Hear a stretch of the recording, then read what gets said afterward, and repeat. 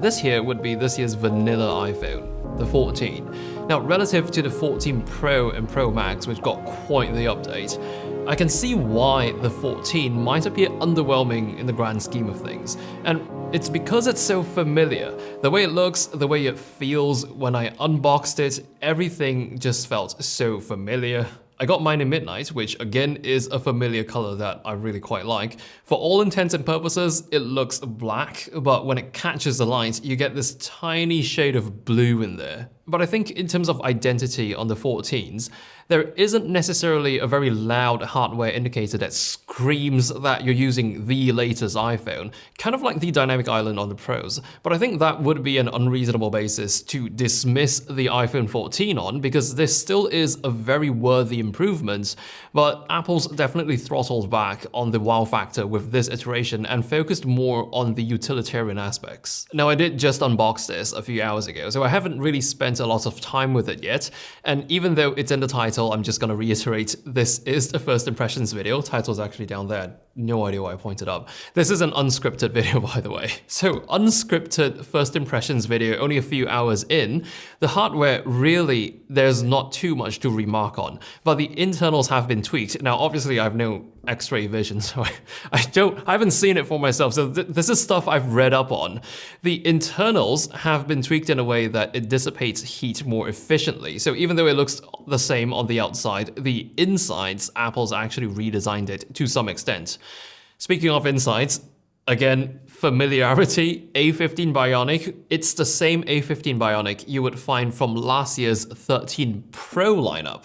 Because this has a 5-core GPU now, the iPhone 13s only had a 4-core GPU. So relative to the iPhone 13s, yes, it's still an A15 Bionic, but it's a slightly more powerful version of the A15 Bionic compared to like the vanilla 13s from last year. And to my knowledge, there still is no mobile chip more powerful than this, the A15 Bionic inside the iPhone 14s, with the exception of the A16 Bionics. The main camera on the back has received an upgrade relative to the 13s because it is borrowing the same camera module from last year's 13 Pros. So that's the one with the big sensor, with sensor shift OIS, great image quality. I've been rocking it for a full year. Love it. So that image quality is something we get to enjoy in the standard 14 now.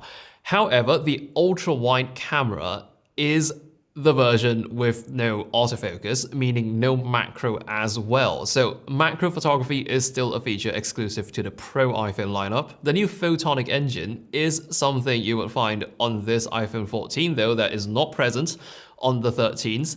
Again, only a few hours in, so I've yet to really find out how much better it is with photonic engine now, but it's basically a different way of processing the image that allows the iPhone's cameras to work with a higher quality version of your photo when it comes to applying those computational processes. So it applies them earlier on before compression as opposed to applying them downstream after the image has been more heavily compressed. At least that's how it works in theory. I will be shooting more photos with this before I deliver my final verdict. Interestingly enough, the front camera is what actually delivered the biggest wow factor for me in terms of camera system improvements. I've just never seen the selfie camera look so sharp on any iPhone before. So even at a normal distance, it already looks quite a fair bit sharper, but the headline feature of it having autofocus means I could really push it right up against my face, and I believe close focus is 15 centimeters, but I'm so used to the image going completely out of focus, it's probably very uncomfortable at this point. I'm just gonna cut back to the main camera, but at this point, I'm so used to the image being completely out of focus if I stick it right up against, say, my eyeball, and this one just keeps up, which is an experience on an iPhone that I'm not used to and is now bettered. So, big wow for me. Cinematic mode also gets 4K treatment on the iPhone 14s. For some reason, I remembered Cinematic mode 4K as being a feature only available on the Pro models, but no, it's actually available across the board on all of the iPhone 14 models. I love cinematic mode.